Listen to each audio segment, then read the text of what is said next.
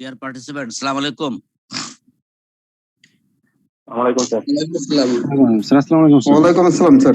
Ji. Am I audible? Yes, sir. Yes, sir. Okay, thank you, sir. Formally, today we will go with our lecture 4, but before that, we have a rest problem in this slide. That is in our lecture 3. আমরা একটা অঙ্ক গতকালকে skip করে গিয়েছিলাম মনে হয়, এই অঙ্কটা আপনি একটু দেখুন, একটু পড়ুন এখান থেকে। এরপরে আমরা আমাদের ফর্মাল ক্লাসে ঢুকবো। তো আমরা একটু শুরু করি নাকি না 2-1 মিনিট ওয়েট করবো? আমাদের স্যারেরা 2-1 এখন হয়তো ঢুকবেন। ওকে, আপনারা কেমন আছেন? সবাই ভালো? আলহামদুলিল্লাহ স্যার, আপনি কেমন আছেন? Okay sir, I am fine, I am also fine. Sir একটা কোশ্চেন ছিল আর কি স্যার। বলেন sir. Sir problem number sir 3 তে স্যার ওইখানে স্যার যে স্যার 2000 শেয়ার ইনটু স্যার 2000 টাকা, এই টাকাটা স্যার আমি একটু মানে ক্লিয়ারলি বুঝতেছি না আর কি। এখানে 5000 তে ভাগ দিয়েছেন, তারপরে আবার যে 1000 টাকা নতুন পারচেজ, একটু স্যার ক্লিয়ার করে এইটা। আচ্ছা, থ্যাংক ইউ স্যার। প্রথমত আমাদের যে ফিনান্সে আমরা ডিভিডেন্ড পলিসিতে আমরা ডিভিডেন্ড সম্বন্ধে আমার ধারণা নিয়েছি মনে হয়, তাই না? ডিভিডেন্ডটা কি বলেন তো স্যার, একবার ওটা আলোচনা করে দেই একটু। স্যার মূলধন থেকে ড্রয়িং বাদ দেওয়ার পর যেটা থেকে ওটা ডিভিডেন্ড। না, ডিভিডেন্ড হলো ডিস্ট্রিবিউটেবল portion of profit which is ডিস্ট্রিবিউটেবল। আপনি লাভের যে অংশ বন্টন করেন সেইটা হচ্ছে ডিভিডেন্ড, ঠিক আছে? And normally dividend আমরা 2টা বা 3টা ফর্মে আমরা জেনে থাকি। That is mode of dividend. Normally there are 3 mode of dividends mainly. Number 1, cash dividend, stock or share dividend, and finally asset dividend. এই 3টা শব্দ পেয়েছি আমরা। এই অঙ্কে বলা আছে যে প্রত্যেক একটা কোশ্চেনের নিশ্চয়ই খেয়াল করবেন, প্রত্যেক 5 শেয়ারে আপনাকে একটা শেয়ার দেওয়া হবে, বোনাস দেওয়া হবে, ঠিক আছে স্যার? জি স্যার। তাহলে 5000-এ কয়টা বোনাস শেয়ার পাবেন আপনি? 5টা স্যার। কেন? প্রতি 5টায় যদি একটা হয়, 5000-এ কয়টা হবে? ছোটবেলায় সে ঐকিক নিয়ম করেছি, ও সরি, মানে 1000 এই সেই 1000 এই যে বের করেছি আমরা। কেন বের করেছি? অঙ্কে বলা আছে আমরা যে শেয়ারটা পরে বিক্রি করতে গেছি, এই শেষের প্রাপ্ত যেটা আমরা বোনাস আকারে পেয়েছি, that is without any cost form of dividend, ওইটা আমি বিক্রি করে ফেলেছি আগে, এই জন্য এই 1000 বের করা জরুরি হয়েছে। তাহলে জি বলেন। এটা স্যার বুঝতে পেরেছি স্যার, কিন্তু পরবর্তীতে স্যার যে 1000 স্যার এখানে। আচ্ছা, আমি দেখাচ্ছি। ওকে, এখন আপনি বিক্রি করেছেন কত? 2000 শেয়ার স্যার। এই সেই 2000 এর বিক্রির মূল্য আমরা দিলাম এখানে। হ্যাঁ স্যার, একটু বুঝে নেন, আশা করি সমস্যা হবে না। আমরা এই 2000 এর বিক্রি মূল্য দিয়েছি, 2000 গুণ 2000 40 লাখ টাকা। এখন আপনি এখান থেকে নিশ্চয়ই এটা আমাদের এইটা কিনতে গিয়ে কিছু খরচ আছে, অ্যালাউয়েবল কিছু ডিডাকশন থাকবে, আমরা এটা নিয়ে বাড়ি ফিরতে পারবো না। প্রথমত ওখানে বলা ছিল যে আমার এই শেয়ার ট্রান্সফারে কিছু ব্রোকারেজ কস্ট আছে না? ব্রোকারেজ 1%। স্যার আচ্ছা, ব্রোকারেজ 1%, তাহলে 40 লাখের 1% ইট উইল বি 40,000 টাকা। ওকে, এবার আমি যে শেয়ারটা বিক্রি করেছি তার কেনা মূল্য তো খুঁজতে হবে, কারণ আমরা তো সহজ চিন্তা করি ছোটবেলার মতো, যা বেচবো কিনেছি কত, ক্রয় মূল্য এবং বিক্রয় মূল্যের পার্থক্যই তো লাভ। আপনি ইনকাম ট্যাক্স দরকার নেই, নরমালি চিন্তা করেন আমি কিনেছি কত আর বিক্রি করেছি কত, ঠিক আছে? তাহলে আমরা যে 2000 শেয়ার বিক্রি করছি, এর মধ্যে কেনা ছিল কত শেয়ার? স্যার এখানে স্যার কেনা ছিল 1000 শেয়ার। আমি তো 5000 বিক্রি করছি না, আমরা যে 2000 বিক্রি করছি তার মধ্যে আমার কেনা শেয়ার যাচ্ছে 1000।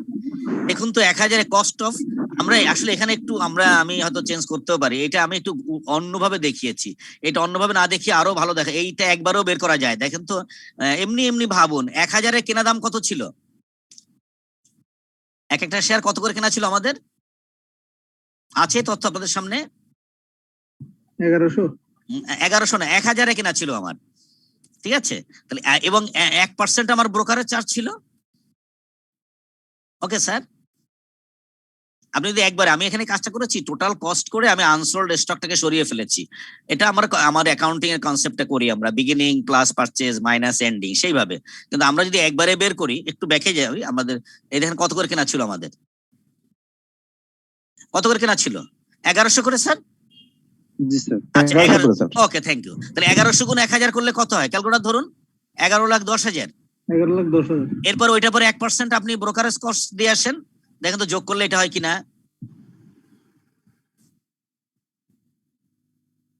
দেখেন তো 11 লাখের সাথে যদি আপনি 1,10,000 যোগ করেন এটাই হবে মনে হয়, দেখেন, কারণ 11 লাখেরও তো আপনি 1% কমিশন দিবেন, দেখবেন এটাই হবে। আমি একটু উল্টা কাজ করেছি, আবারও বলি, আমি আমাদের অ্যাকাউন্টিং কনসেপ্টে পারচেজ প্লাস দিয়ে মাইনাস এন্ডিং করেছি। আপনি একবার এটা বের করেন, একবারে 1,000 গুণ 1100 যোগ 1% ব্রোকারের চার্জ যোগ করলে দেখবেন এই 11,11,000 হয়। তার আমি যে শেয়ারটা বিক্রি করেছি তার পেছনে আমার খরচ হলো, এখনকার ব্রোকারের চার্জ আছে 40,000 টাকা, আর আগের কেনা খরচ আছে 11,11,000। স্যার এরকম করে যদি 1000 দিয়ে হিসাব করে হ্যাঁ, আমি তো ওইটা বলছি, ওটাও হবে স্যার, হবে। ওইটাই মেবি স্যার একটু ইজি। এই যে ঠিক আছে, আমি যদি মনে করেন এটা করে আমি মাঝখানে গ্যাপ পাইলে ওটা এখানে শো করে দেবো না স্যার। না স্যার, এটা সুন্দর স্যার। এটাও করা যাবে, আপনি যেটা চাবেন, সমস্যা নেই, বইতে দুই রকমই আছে, অসুবিধা নেই। এবার মনে হয় ক্লিয়ার হয়েছে, আমরা চলে যাই আমাদের মূল জায়গায়। স্যার একটু প্রবলেম ছিল। জি স্যার বলুন। ট্রেডিং ইনকামে আমাদের সীমা ট্যাক্সে একটা প্রবলেম ছিল। আচ্ছা। ওখানে লেখছে হচ্ছে Arnold limited has an according period ending 36 2011 and taxable profit 8 lakh sir. Rate বলছে হচ্ছে আপনার 1/4/10 থেকে 31/3/11 পর্যন্ত 26%, আর স্যার 1/4/11 থেকে 31/4/12 পর্যন্ত 28%। জি তো বলছে calculate the tax liability for the period of 11। জি এখানে স্যার তাহলে ট্যাক্সটা কোন পার্সেন্টেজ? আমি একটু সময় দেন, আমি একটু বইটা নিয়ে বসছি, আপনার বইটা একটু হাতের একটু আউট অফ রিচ আছে, 30 সেকেন্ড প্রয়োজন হবে। হ্যাঁ স্যার, ঠিক আছে, ওকে।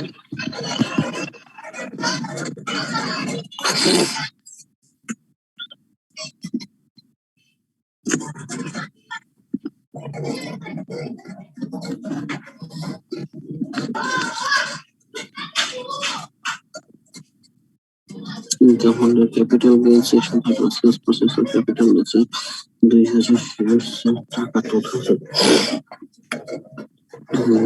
sales process of capital আছে 2000 shares। আপনারা মিউট করেন প্লিজ।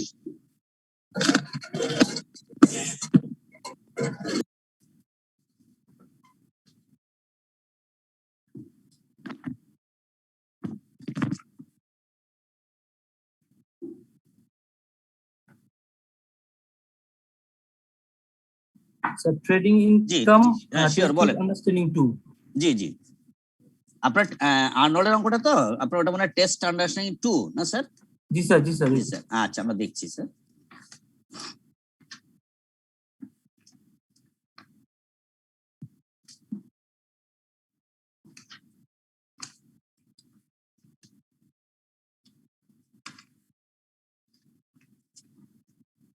ওখানে বলছে যে আপনার এটা হলো অ্যাকাউন্টিং পিরিয়ড 30/6 আপনার 11 থেকে, এন্ড ট্যাক্সেবল প্রফিট হচ্ছে 8 লাখ টাকা। রেট বলেছে 1/4/10 থেকে 31/11 পর্যন্ত 26%। তাহলে আমরা কি করব, লাভটাকে মানে আনুপাতিক হারে ভাগ করে দিব না স্যার? স্যার একটু বলেন তো, আপনি 8 লাখ টাকা আমরা 8 লাখকে স্যার 12 দিয়ে ভাগ করে 3 মাস। হ্যাঁ ইয়েস, প্রথমটা কি 3 মাস কিনা দেখেন তো স্যার। জি স্যার, ওদের তো হচ্ছে 30/6। হ্যাঁ তাহলে আমরা 3 মাসের জন্য 26% নেব, আর 9 মাসের জন্য 3 মাস কেন, আপনি তো উপরে বলা আছে হলো যেটা 1/4/10 সাল থেকে 31/3 স্যার নিশ্চয় শোনা যাচ্ছে, 1/4/10 থেকে 31/3 ওইটা 9 মাস না, দেখেন তো স্যার। কারণ জুলাই থেকে পরবর্তী এপ্রিল থেকে পরবর্তী মার্চ পর্যন্ত ওইটাই তো আপনার 9 মাস। জি স্যার। হ্যাঁ, আপনি তাহলে ওইটা একটু মাস হিসেবে নিব। জি কারণ আমরা তো ভাগ করে বলেছি যে এই সময়টির জন্য 26% আর এই সময়ের জন্য 28%। জাস্ট 8 লাখকে আগে 12 দিয়ে ভাগ দিব না? জি প্রপোর্শন করব, পুরো ওই 8 লাখ টাকার ওটা হলো 12 মাসের পুরো আমার ইয়ারলি প্রফিট। তাহলে 12 দিয়ে ভাগ করে 9 দিয়ে গুণ করলে পাবো 9 মাসের টাকা, আর 12 দিয়ে ভাগ করলে 3 দিয়ে গুণ করলে পাবো পরে 3 মাসের টাকা। ওইটা দুইটা রেট, এভারেজ প্রফিটের মধ্যে। Okay thank you sir. Okay, আমি মনে বুঝতে পেরেছি নাকি স্যার? ম্যাথমেটিক্যাল 4 এ যে প্রবলেমটা ছিল ওইটা ডিভিডেন্ডের কাজটা যদি আরেকবার বুঝাইতেন। আচ্ছা, আমি একটু আগাই, আমি তো আগাতে পারবো না, আমি আবার বুঝাবো, ওটা পাবো আমরা আবার বলি ট্যাক্সের আলোচনা এখনো আরো 3-4টা ক্লাস আছে আমাদের, ঠিক আছে স্যার? একটু থাকুন, আমি মনে হয় বুঝাতে পারবো, আমি পেয়ে যাবো একটু স্যার, ঠিক আছে? জি স্যার, থ্যাংক ইউ। ওকে একটু পড়ুন তো এটা, যেটা আমাদের একটা রেস্ট অঙ্ক ছিল। Mister Azad purchased A machine for টাকা। কত টাকা কেনা এটা দেখেন তো, দেখা যাচ্ছে নাকি এখানে শেড পড়েছে নাকি স্যার? 5 লাখ টাকা। 5 লাখ টাকা। and for the purpose of his profession he sold the machine 4.5 lakh taka at June 30 2018. The amount of approved depreciation at the 10% on diminishing balance method এবং অ্যাপ্রুভড অর্থাৎ আমার ইনকাম ট্যাক্স অথরিটি কত percent তারা এটাকে মেনে নিচ্ছে? Approved হলো আমাদের 10% নাকি বলাই আছে। Others income mister Azad 2,30,000। আদার নিয়ে আমাদের কোনো সমস্যাই নেই, আমাদের বের করতে হবে calculate income from capital gain and total income of mister Azad. আমরা গতকালকে মনে শিখেছিলাম যে ক্যাপিটাল গেইন বা লসের থিমটা হলো যে আমি যে অ্যাসেটটা বিক্রি করবো আর তার কস্ট অফ পারচেজ, এই ডিফারেন্সটা হচ্ছে আমাদের আমরা বলবো হলো ক্যাপিটাল গেইন। আর পরবর্তীতে ডিমিনিশিং আমরা যেটাকে বলি হলো রিটেন ডাউন ভ্যালু, এই ভ্যালুটা বের করে বিক্রি মূল্যের সঙ্গে পার্থক্য করলে হবে আমার ইনকাম ফ্রম বিজনেস। তাই না? আমরা কালকে এটা শিখেছিলাম স্যার, যদি ভুল না করি। জি স্যার। Okay, thank you. তাই যদি হয় আমরা দেখতে পাচ্ছি যে আমাদের এখানে টোটাল বিক্রি করেছি 4,50,000, আমাদের কিন্তু কেনাই ছিল 5 লাখ টাকা। তাহলে নিশ্চয়ই ক্যাপিটাল অ্যাসেট ইনকাম লিখেছি, কিন্তু দেখেন ব্র্যাকেট দিয়েছি না এখানে। জি স্যার, আর আমাদের লস হয়েছে। This bracket indicates loss. Okay, প্রথম সমস্যা দেখেন। এবার আসুন 4,50,000 টাকা দিয়ে কেনা মেশিনের রিটেন ডাউন ভ্যালু আমাকে বের করতে হবে। কিভাবে বের করবেন? এইখানে আমরা একটু পেছনে চলে যাই, অতীতে চলে যাই। টাইম ভ্যালু অফ মানি আপনারা করেছেন অঙ্ক কখনো? হ্যাঁ স্যার করেছি। করেছি, জি থ্যাংক ইউ। সেখানে আমরা যখন অঙ্ক এভাবে করতাম, আচ্ছা একদম বাংলা ভাবে যদি বলি যে চক্রবৃদ্ধি সুদাসল যখন করেছি আমরা মুখস্থ লিখেছি future value equal to present value into 1 plus r to the power n, নাকি স্যার? জি স্যার। Okay, thank you. এবার একটু ভাবুন তো, in case of depreciation our initial value will be reduced, sure? Yes sir. আমাদের হলো যখন টাকায় টাকা যোগ হয় টাকা বাড়ে, আপনার যখন ডিমিনিশিং ব্যালেন্স মেথডে চলে যাব আসলে আমার টাকাটা ক্রমান্বয়ে কমতে থাকবে, আমাদের মূল অ্যাসেট ভ্যালুটা। নিচের দিকে একটা ফর্মুলা খেয়াল করুন, আমরা কি লেখার চেষ্টা করেছি। রিটেন ডাউন ভ্যালু, এবং আমি যদি ভুল না করি আমরা এরকম অঙ্ক আমার বিজনেস ম্যাথে আমরা করেছি, যদি ভুল না করি আমাদের একটা বই ছিল না business math. Okay, written down value equal to cost into 1 minus D two the power N. এখন দেখুন আমার কেনা ছিল কয় টাকায়? 5 লাখ টাকায়। তো 5 লাখ ইন্টু 1 মাইনাস আমার রেট অফ ডেপ্রিসিয়েশন 10%, এই 5টা একটু উপরের দিক হবে, আমার সেটিংটা হয় নাই, পাওয়ার 5 হবে এখানে, ঠিক আছে? ক্যালকুলেটর সেভাবে করবেন। দেখুন তো ক্যালকুলেটর এই ফিগারটা আসে কিনা।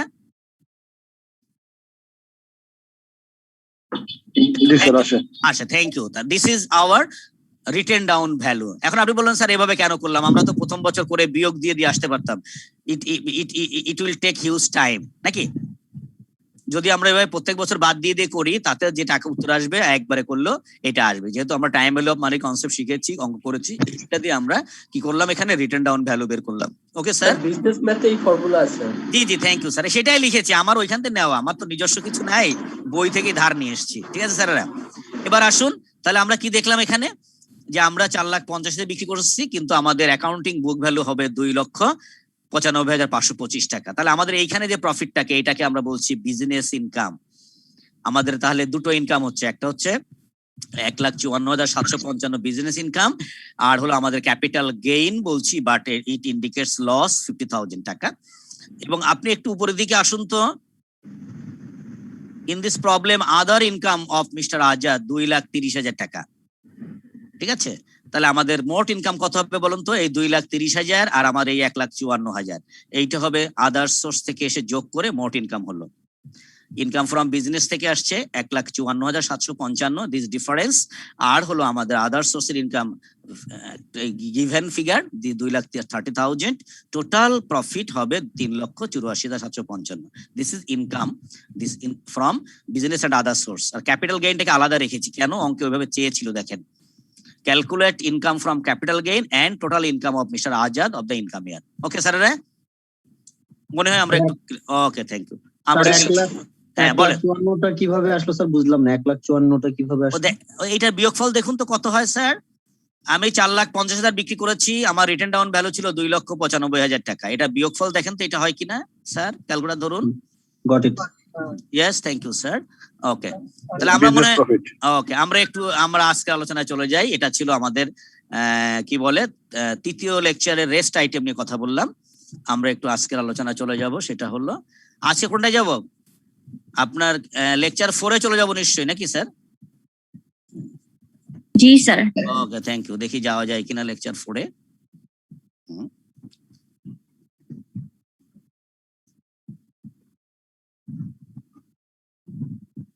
লেকচার 3 লেকচার, আচ্ছা একটু দেখি, সরি।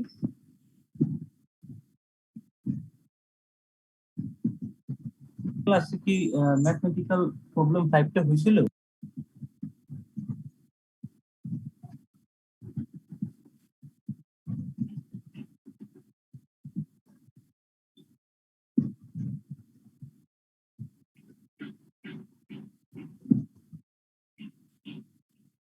স্যার গত শীটের তো মনে হয় স্যার আরেকটা অঙ্ক বাকি আছে স্যার। আরেকটা বাকি আছে? আচ্ছা, যদি থাকে তো পরের দিন দেখবো। আমি একটু নতুনটায় যেতে যাচ্ছি তো স্যার, একটু সময় দেন আমাদের, তাহলে আমরা আসলে একটু আটকে যাচ্ছি তো। ঠিক আছে স্যার, আচ্ছা আমরা দেখি, আমরা একটু ওটা নিয়ে আসছি আমরা।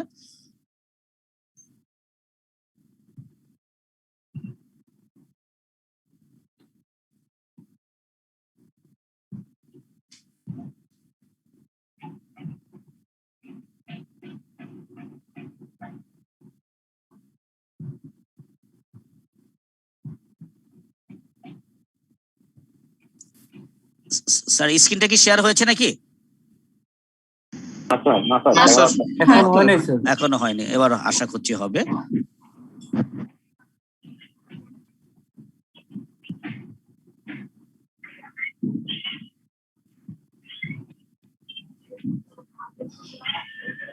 জি, এবার মনে হয়েছে স্যার?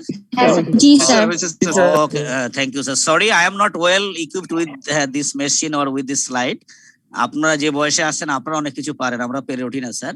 তো now we are going with lecture 4 also with our principles of business taxation. আমরা কিন্তু আজকে একটু আমরা এই গত ক্লাস পর্যন্ত কথা বলেছি ডিরেক্ট ট্যাক্স নিয়ে, আজকে আমরা কথা বলবো ইনডিরেক্ট ট্যাক্স নিয়ে। এন্ড ইনডিরেক্ট ট্যাক্সের থিমটা কি স্যার আমাদের বলেন তো? নরমালি কনজিউমার পেজ ইনডিরেক্টলি, এটা স্যার যেমন আমরা আগে একটা বড় বড় রিটেল শপ থেকে কিনে ওরা ভ্যাট অ্যাড করে দেয়। জি জি, thank you sir. Yes, here are some examples. দেখছেন না স্যার? এর মধ্যে sir indirect tax this is apply থাকে। ওকে, ইনডিরেক্ট ট্যাক্স অ্যাপ্লাই থাকে। তো আমরা একটা শব্দ এখন শুনবো, এটা আমাদের ভারতে, পার্শ্ববর্তী ভারতে ব্যবহার করে, জিএসটি।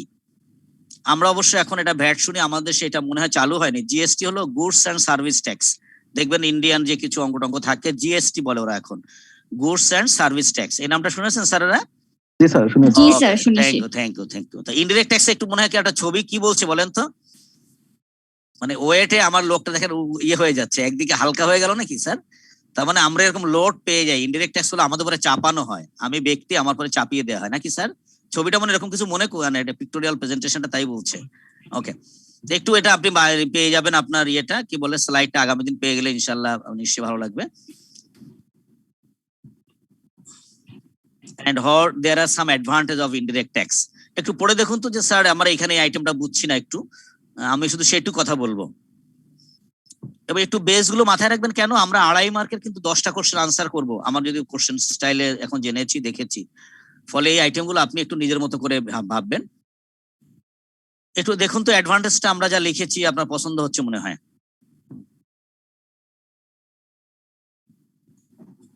আমরা থিওরি অংশ একটু ব্যস্ত বা হারিলি এগোবো, কারণ আমার অঙ্ক আছে আজকে কয়েকটা আমাদের। কোনোটা কি মনে হচ্ছে স্যার এটা আমরা বুঝতে পারছি না? স্যার ইলাস্টিক একটু ইলাস্টিক, দ্যাট মিন্স ফ্লেক্সিবল, ওঠানামা করে।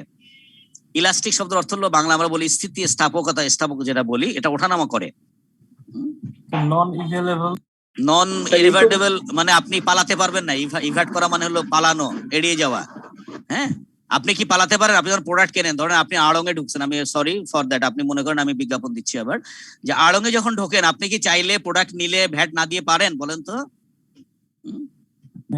কোন চেইন শপে যখন ঢুকছেন আপনি, আপনাকে নিশ্চয়ই এই বলে নন ইভার্টেবল, আপনি চাইলেও এটাকে এড়াতে পারবেন না, এটা ইনক্লুড থাকে। ওষুধ যখন কিনবেন দেখবেন গায়ে লেখা থাকে নাকি ওষুধের গায়ে কি থাকে বলেন? একজন বলুন তো স্যার। ইনক্লুডিং ওকে, ওষুধের গায়ে দেখবেন আরেকটা লাইন থাকে। ওকে, সরি স্যার, এটা ব্যাচ নম্বর থাকে নাকি ওখানে স্যার অনেক সময়? জি স্যার, থাকে। বলেন তো ব্যাচ নম্বরের কাজটা কি? এটা কোথায় আছে? এই ব্যাচ দিয়ে কোথায় আপনারা অঙ্ক করেছেন? ব্যাচ দিয়ে কোথাও অঙ্ক করেছেন? কস্ট অ্যাকাউন্টিং এ ওকে, জব কস্টিং এ যখন আমরা ব্যাচ কস্টিং করেছি, থ্যাংক ইউ স্যার, আমি ওখানে যাব না। তো আমরা মনে হয় বুঝতে পেরেছি এটা, বাট কনভেনিয়েন্টটা যদি একটু বলে দিতেন। কনভেনিয়েন্ট সুবিধাজনক, মানে আপনার পকেট থেকে সরাসরি যায় না, তখন অত মন্দ লাগছে না, যাক যা হয় যাক। আলাদা করে যদি বলা হতো দেন আলাদা ভ্যাট 50 টাকা, প্রোডাক্টের দাম 450 টাকা, একবারে 500 নিচ্ছে, আমরা বলছি যে কনভেনিয়েন্ট অর্থাৎ সুবিধাজনক পর্যায়ে যায়, ঠিক আছে, কারণ লোডটা আবার। Okay, thank you sir, but there are some disadvantage. আচ্ছা, রিগ্রেসিভের এটা বাংলাটা কেমন হতে পারে বলেন তো একজনে? রিগ্রেসিভ শব্দটা এটা আমার ঠিক এই মুহূর্তে স্যার একটু একজন আমাকে একটু হেল্প করতে পারেন? স্যার প্রোগ্রেসিভের উল্টা স্যার। প্রোগ্রেসিভ আস্তে আস্তে বাড়ে আর রিগ্রেসিভটা আস্তে আস্তে কম। আচ্ছা, ওকে, থ্যাংক ইউ স্যার। তারপর আমরা পরে দিয়ে দেখব অবগতি। আচ্ছা, বুঝে নিলাম আমরা এটা। যারা যদি এই মুহূর্তে আপনারা বসে থাকেন, আমাদের যে বাংলা ডিকশনারি থাকে আমাদের ইয়েতে, কি বলে, অ্যান্ড্রয়েড ফোনে, স্মার্টফোনে আপনি পেয়ে যাবেন। পশ্চাৎগামী, ইয়েস, অর্থাৎ আমাদেরকে পিছিয়ে ফেলে দেয়। আসলে থিমটা হলো পশ্চাৎগামিতা, মানে এটা দোদুল্যমনা তৈরি করে। দেখবেন খুব মন খারাপ করে টাকাটা পে করি আমরা, মনে হয় নাকি? যখন মনে হয় আল্লাহ, খেলাম হলো মাত্র 450 টাকা, আপনার এসি রুমে যখন আপনি এসি রেস্টুরেন্টে খাচ্ছেন, you have to pay VAT 15%, এরকম হয় না স্যার? 400 টাকার প্যাকেটে খাবার নিলে আপনাকে 60 টাকা দিতে হয় ভ্যাট, সার্ভিস চার্জ দিতে হয় 10%, আরো 40 টাকা। দেখা যায় 400 টাকার খাবার দাম পড়ে গেল 550 থেকে 650 টাকা, মনটা খারাপ হয়ে যায় নিশ্চয়ই। আচ্ছা, এবার একটু আপনি ফাইনালি বলা হচ্ছে নো সিভিক কনসাসনেস। এতে হয় কি, আমাদের যে নাগরিক যে কনসাসনেস না, এটা আমাদের এখনো গড়ে ওঠেনি মনে হয় স্যার। গড়ে উঠছে নাকি? না স্যার। যেমন আমার একটু গড়ে উঠেছে, কেন বলুন তো? আমি বিশ্বাস করি if government collects more VAT, government will pay more salary. মনে হয় না স্যার এরকম? বেশি করে কালেকশন করবে, বেশি করে আমাকে বেতন দিবে, তার সমস্যা কি আমার? তো যাই হোক, there is no civic consciousness. Sir বলুন স্যার। জনগণ স্যার সচেতন হইলেও তো কোনো কিছু করার নেই স্যার। না, এই তো ওই যে আমরা ওই যে একটু বললাম যে একটু বলা আছে যে এটা আপনাকে পেছনে ফেলে, এটা আপনি চাইলেও কিছু করতে পারবেন না, ঠিক আছে? ওকে, এগুলো তো জাস্ট ছোট পয়েন্ট। আপনি চাইলে ইউ ক্যান অ্যাড সামথিং, এর সঙ্গে আপনি যোগ করে নিতে পারেন। একটু দেখুন, আমরা একটু আলাদা শব্দ ব্যবহার করেছি। প্রিন্সিপালস অফ বিজনেস ট্যাক্সেশনের মধ্যে ভ্যাট শব্দটা ব্যবহার করছি। ডেফিনিশনটা পছন্দ হয় কিনা দেখেন তো। Normally value added tax is the tax on added value. থিমটা কি, আপনি যদি একটু চেনের মতো চিন্তা করুন, ইম্পোর্টার থেকে শুরু করুন তো, একটু ভাবুন। ইম্পোর্টার, তারপরে কি হয়, ইম্পোর্টারের প্রত্যেক স্টেজে কিছুটা ভ্যাট যোগ হবে। হ্যাঁ, মানে প্রথমে ভ্যাট যোগ হবে না, প্রত্যেক স্টেজে ভ্যালু অ্যাড হবে। স্যার কথাটা আমরা ঘুরায় চিন্তা করব। Every stage value is added, একটু মাথায় রাখবেন। যখনই আপনি ভ্যালু অ্যাড করছেন, তার সঙ্গে পরে আপনি ট্যাক্স দিবেন, মানে ট্যাক্স দিবেন। ওকে স্যার, জি। এখন দেখুন, আপনি যদি সেই স্টেজগুলো কি হতে পারে আপনি ভেবে রাখুন, কারণ আমরা পরে অঙ্কে পাবো। যদি আমি ইম্পোর্টার থেকে শুরু করি, এটা আমরা এইভাবে ভাবতে পারি, importer to dealer, dealer to wholesaler, wholesaler to retailer, and retailer to consumer. That is consumer মানে is our ultimate tax payer হবে। আপনি দেখবো একটু পরে যে ভ্যাটের কিছু বৈশিষ্ট্য আছে, এটা ডিডাক্ট করার সুযোগ আছে। যে যতটুকু মাঝখানে দিয়ে আসবে সে ওটাকে অ্যাডজাস্ট করবে। আমরা ইন্টারমিডিয়েট করেছি। যাই হোক, normally there are 3 types of VAT. একটু দেখুন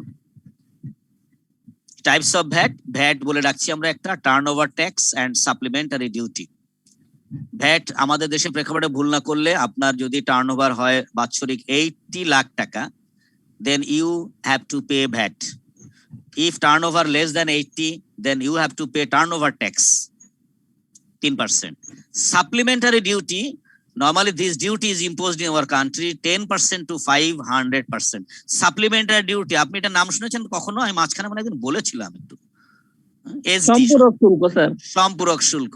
আপনি দেখবেন আপনার যখন মোবাইলে কথা বলার পরে একটা মেসেজ আসে যে আপনার কতটুকুন বিল আসছে, শেষে একটা এসডি বলে কিছু বলে নাকি, এসডি যোগ টোগ করে মনে হয় বলে যে এই মিনিটে খরচ হয়েছে 42 পয়সা। স্যার একটু খেয়াল করবেন এটা, এগুলো আমাদের খেয়াল করবেন। জীবনের অংশ সবগুলো দেখবেন। আপনার মেসেজটা যখন আসে, ওইখানে সাপ্লিমেন্টারি ডিউটি বলে একটা অ্যাড করে নিয়েছে আমাদের সদাশয় সরকার বছর 2 আগে। সরকার কেন সাপ্লিমেন্টারি ডিউটিটা করলো? ভ্যাটের মধ্যে যদি ভ্যাটটা বাড়াই দিত তাহলেই তো হইতো। আচ্ছা, খুব ভালো কথা বলেছেন, খুব ভালো কথা। সাপ্লিমেন্টারি ডিউটির এটা আসলে সেই এটা রেটটা অনেক বেশিও পায়। এটা তা হতে পারে government can collect more tax. দেখেন তো রেটটা কত, রেটটা কত আছে? 10 to 500%। Okay, say you have কি একটা হেভি কার আছে আমাদের দেশে, একটা খুব দামি একটা গাড়ি আছে, বলেন তো? মার্সিডিজ কিংবা রোলস মার্সিডিজ, রয়েস। হ্যাঁ এই যে কি বলো বিএমডব্লিউ, এই প্রোডাক্ট, হ্যাঁ বলেন। প্রাডো। হ্যাঁ হ্যাঁ অ্যাডর, তারপরে হলো আরো কি কি আছে এরকম দামি, আমার ভাই গাড়িও নেই। প্রাডোটা আছে, প্রাডোটা মোটামুটি ভালো গাড়ি, ওকে থ্যাংক ইউ স্যার। তো প্যারোডা গাড়ি যদি আপনি কেনেন বা বিএমডব্লিউ আপনি যদি কেনেন, তো এটাকে আমরা বিলাসী প্রোডাক্ট বলি, ঠিক আছে? আমি একটু অন্যভাবে যদি যাই, আমরা যদি একটু মাদকের কথা বলি, সিগারেট বিড়ির কথা বলি, আমরা যদি অ্যালকোহল বা লিকারের কথা বলি, এগুলো কি ক্ষতিকর না আপনার দেহের জন্য, শরীরের জন্য? বলা হচ্ছে যে হ্যাঁ, এটাকে আমরা যদি একটু আমরা বাংলায় ব্যবহার করে তিরোহিত করতে চাই, অর্থাৎ এটা ব্যবহারকে আমরা কি করতে চাচ্ছি একটু, যে আমার জনগণকে বলছি বাবা এটা ব্যবহার করো না, নিরুৎসাহিত করা, ইয়েস, ডিসকারেজ করছি।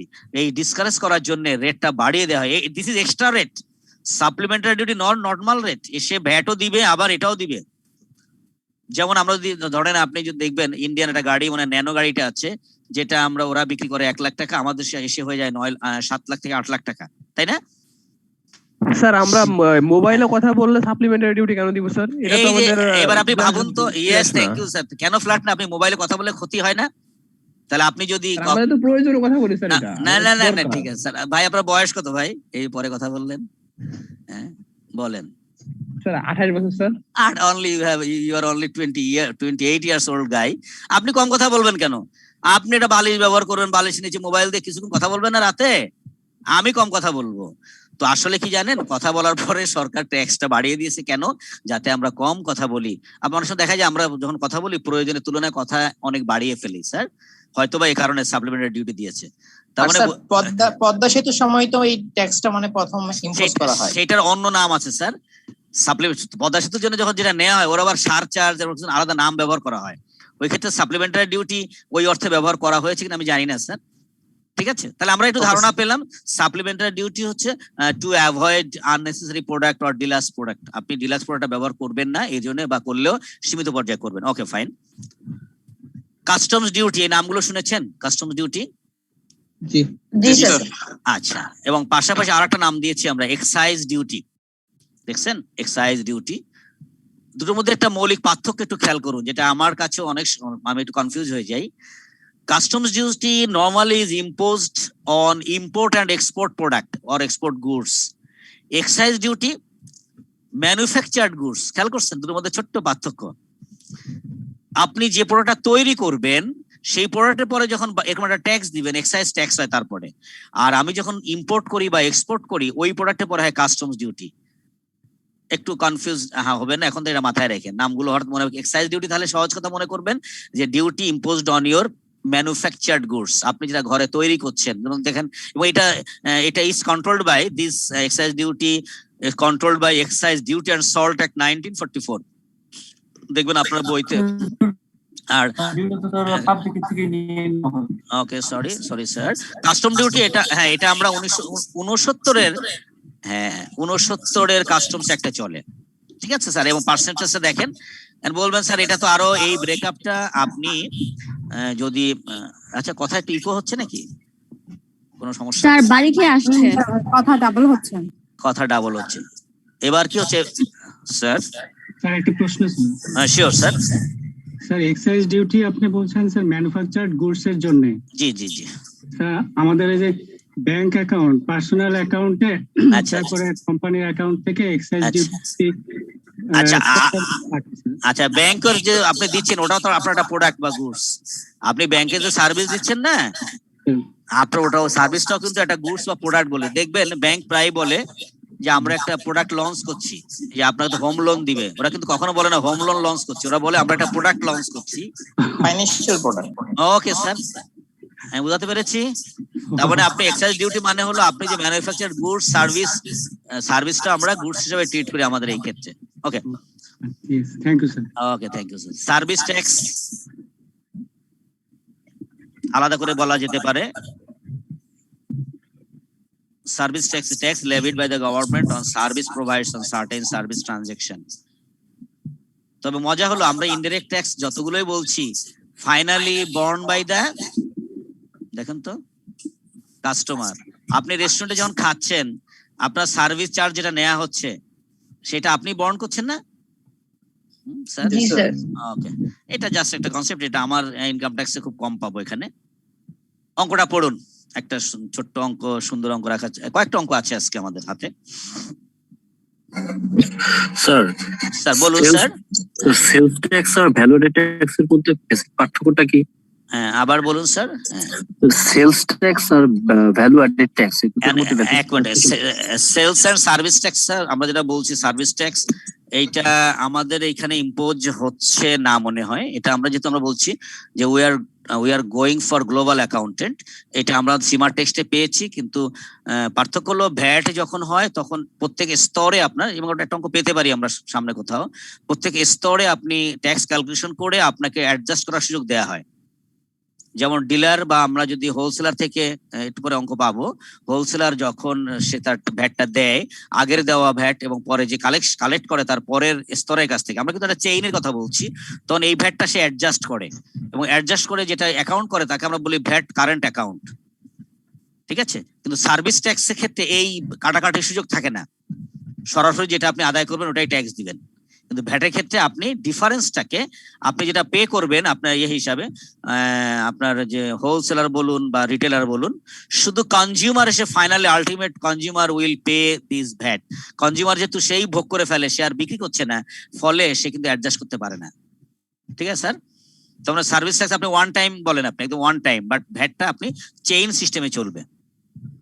একটু অঙ্ক আছে আমার মনে, অঙ্ক গেলে আমরা একটু বুঝতে পারবো যে একক, বা আপনি যেটা আমি যেটা বলার চেষ্টা করছি স্টেপ বাই স্টেপ, অথবা আমরা যদি বলি মানে লেভেল টু লেভেল যাব।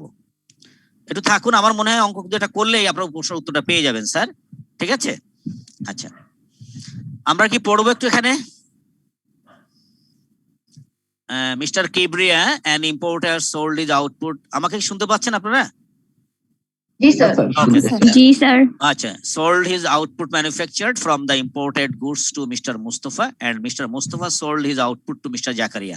তাহলে চেইনটা কোথায় দেখুন তো, কিবরিয়া হলো আমাদের ইম্পোর্টার, ইম্পোর্ট সেটা সে বিক্রি করছে মোস্তফার কাছে, মোস্তফা বিক্রি করছে আবার কার কাছে?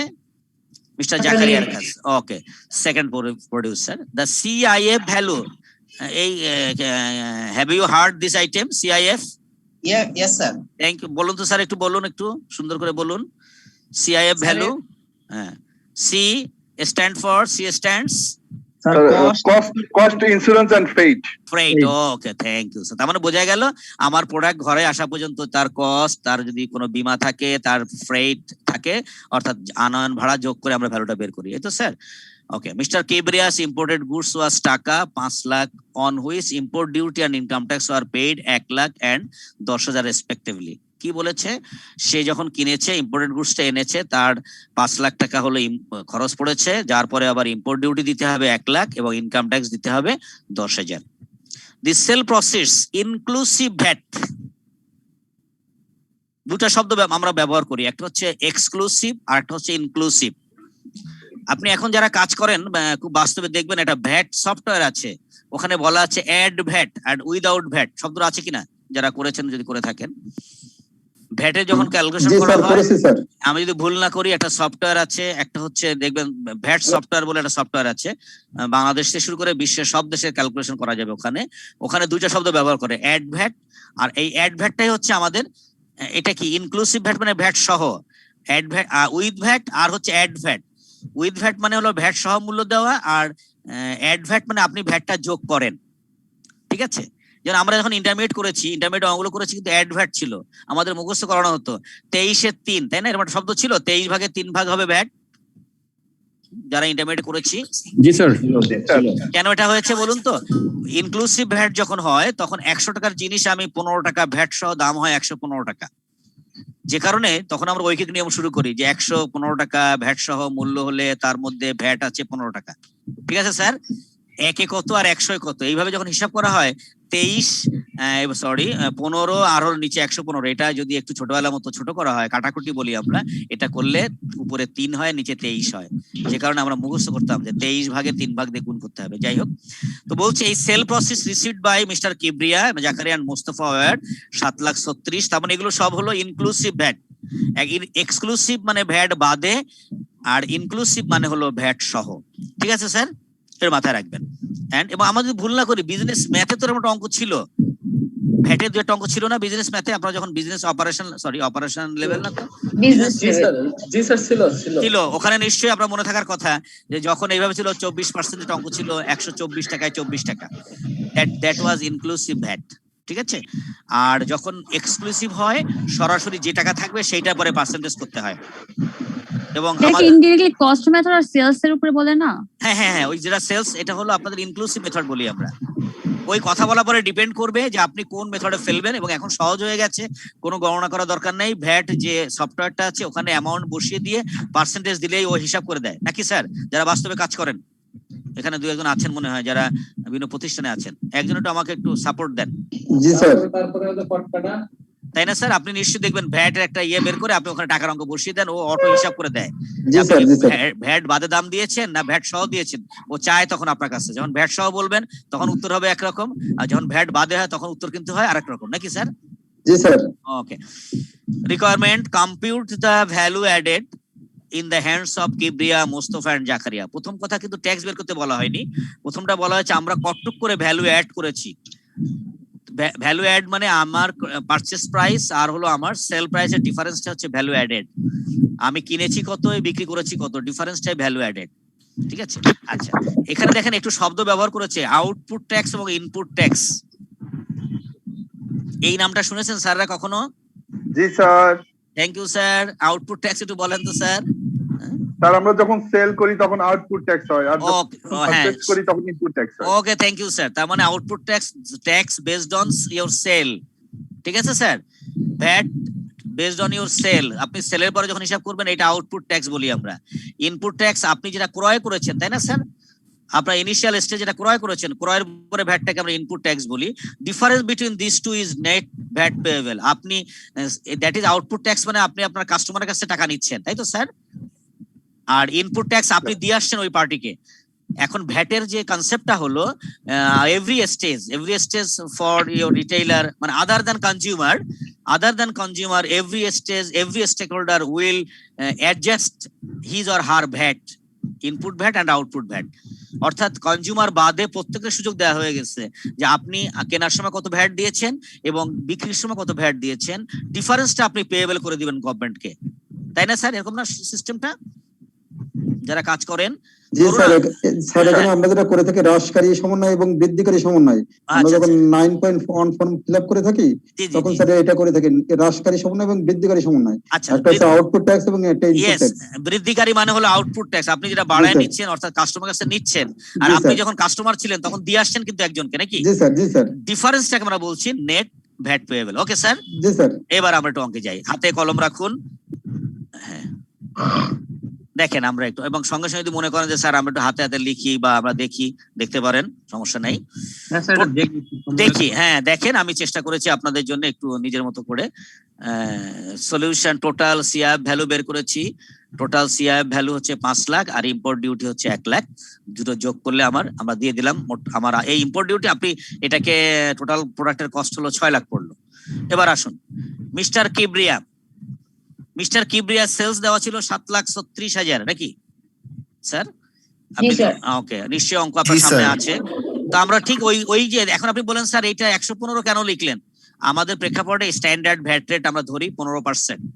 যদি অন্য ভ্যাট রেট থাকে অঙ্কে বলে দিবে, যদি না বলে আমরা ধরে নিব standard rate. Normally we will consider 15%। Okay sir? তাহলে আমরা কি বলছি এখানে, সেল প্রসেস বের করছি ভ্যাট বাদে। কিন্তু দুইটা কথা, একটা ভ্যাট চাইলেও বের করতে পারতাম, ভ্যাট বের করে এখান থেকে বিয়োগ করলেও ভ্যাট বাদে বিক্রি মূল্য আসতো, তাই না? 100 যোগ 15 ছোটবেলায় ঐকিক নিয়ম।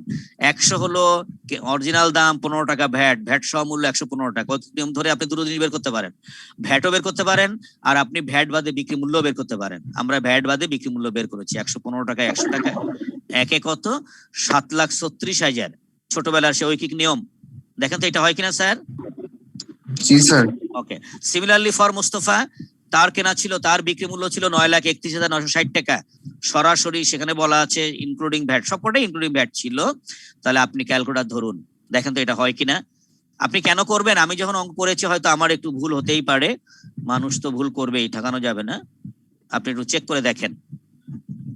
এইভাবে আমরা তিনটা, ঠিক আছে স্যার। Okay, thank you. এরা আমরা এগিয়ে যাই। তাহলে বোঝা গেল যে আমরা এখন দেখি আমাদের উত্তরটা কি চেয়েছে। দেখুন আমাদের 1 নম্বর প্রশ্ন ছিল value added in the hand of every stage. Mister Kibria সে বিক্রি করেছে, দেখেন ভ্যাট বাদে 6,40,000 নাকি স্যার? আমরা বের করেছি না, দেখেন তো একটু পেছনে যাই, কত বের করেছি? জি স্যার, 6,40,000। তার কেনা ছিল কত? 6 লাখ টাকা স্যার। 6 লাখ টাকা। তাহলে ডিফারেন্সটা হবে হলো আমাদের added value. Value added sir. Okay, সে 6 লাখ কিনে 6,40,000 বিক্রি করেছে। মিস্টার কিবরিয়ার জন্য যেটা বিক্রি মূল্য সেটা মোস্তফার জন্য কি হবে? পারচেজ প্রাইস নাকি স্যার? ক্রয় মূল্য। ওকে, মোস্তফার জন্য ক্রয় মূল্য হবে। মোস্তফার যেটা বিক্রি মূল্য সেটা জাকারিয়ার জন্য কিন্তু আপনার হলো ক্রয় মূল্য, এই তো স্যার? আমরা সেই হিসাবে দেখুন খুব সহজ করে দেখিয়েছি। মিস্টার কিবরিয়ার জন্য এটা বিয়োগ এইটা, মিস্টার মোস্তফার জন্য এইটা, আর এটার জন্য এইটা। And value added tax, that is tax on this added value. এটা দুই ভাবে অনেক সময় করি আমরা, কঠিন করে করি কিভাবে জানেন? এইটার পরেও ট্যাক্স বের করি, এইটার পরেও ট্যাক্স বের করি, বিয়োগ করে যে ফিগার আসবে আর সরাসরি বিয়োগ ফলের পরে ট্যাক্স বের করলেও কিন্তু তাই হবে নাকি? আমি বুঝাতে পেরেছি কিনা স্যার? হ্যাঁ স্যার, জি স্যার। Okay, thank you. এবার আমাদের দ্বিতীয় ওয়ার্নিং ছিল output tax and input tax and net VAT payable for every stage at first for Kibria. Output tax মানে হলো সে বিক্রির পরে ট্যাক্সটা। তাহলে বিক্রির পরে 6,40,000 এর কত পার্সেন্ট? সরাসরি 15% স্যার। 15% বের করলাম। that is including VAT, including VAT হলে সরাসরি পার্সেন্টেজ করলে পেয়ে যাবেন আপনি। আউট ইনপুট ট্যাক্সে দিয়ে আসছে কত? সে তো 6 লাখের 15 দিয়ে আসছে। যখন সে ইম্পোর্ট লেভেলে কিনেছিল তখন সে 6 লাখে দিয়ে আসছে। তাহলে ডিফারেন্স কত দেখেন তো? 6,000। আচ্ছা দেখুন তো এই 40,000 এর 15% করলে 6,000 হয় কিনা? হবে। কিন্তু যেহেতু অঙ্কে আমার আলাদা করে চেয়েছে সেজন্য আমরা আউটপুট এবং ইনপুট ট্যাক্স দুটোই শো করেছি। ঠিক আছে স্যার? ওকে, আমরা তাহলে মিস্টার কিবরিয়া স্যার 6,000 টাকা গভর্নমেন্টকে দিবে। গভর্নমেন্ট না, হ্যাঁ ইয়েস, গভর্নমেন্টকে দিবে। Thank you sir. গভর্নমেন্টকে সে কি 6,000 টাকা দিবে, কারণ এখানে একটু সে অ্যাডজাস্ট করার সুযোগ দেওয়া হয়। আলটিমেটলি কিন্তু ব্যবসায়ীদের ক্ষতি কম, আমি যেটা মনে করি, যারা আছেন কিন্তু মনে করবেন না, কারণ আপনি তো আমার কাছ থেকে আবার কেটে নেবেন। ফাইনালি বলা হচ্ছে ফাইনালি লেভিড হয় হলো কাস্টমার বা কনজিউমার নাকি, যিনি ভোক্তা বা ক্রেতা থাকেন ফাইনাল স্তরে গিয়ে, উনি আর ওটা বিক্রি করতে পারেন না, উনি তো খেয়ে ফেলে খাবারটা, ফলে আর অ্যাডজাস্ট করার সুযোগ থাকে না। ওকে, এইভাবে কিন্তু আমরা মোস্তফা এবং জাকারিয়া বের করেছি। আমার মনে হয় এখানে আমরা চাচ্ছি না দেখতে। হ্যাঁ স্যার, পারছি না, পারবো না পরে টুক স্যার? পারবো স্যার, পারবো। Thank you sir, thank you sir.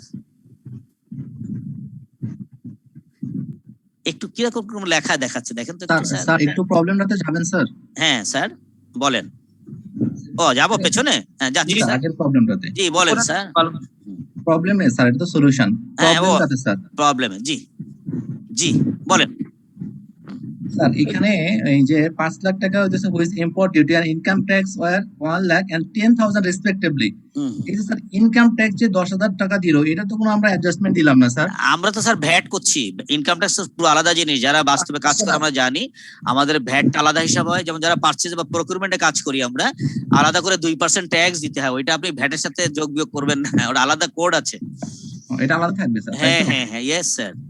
আপনারা জানার উদ্দেশ্যে বলি, আমাদের যখন ভ্যাট যারা জমা দেন, নিশ্চয়ই আপনাদের একটা কোড আছে না যারা ভ্যাট চালান জমা দেন? 0011335 এরকম আছে। আবার ইনকাম ট্যাক্সের কোড কিন্তু আলাদা, এক কোডে 2 টাকা দেওয়া যায় না স্যার। ঠিক আছে? জি sir. Okay, thank you sir. পড়ুন এই অঙ্কটা, এটা আমরা সরাসরি আপনার ইয়ে থেকে নিয়েছি, টেক্সট থেকে নিয়েছি। আগেরটা কিন্তু আমি টেক্সট থেকে নেইনি, ওটা আমরা অন্য বই থেকে নিয়েছি। একটু পড়ুন।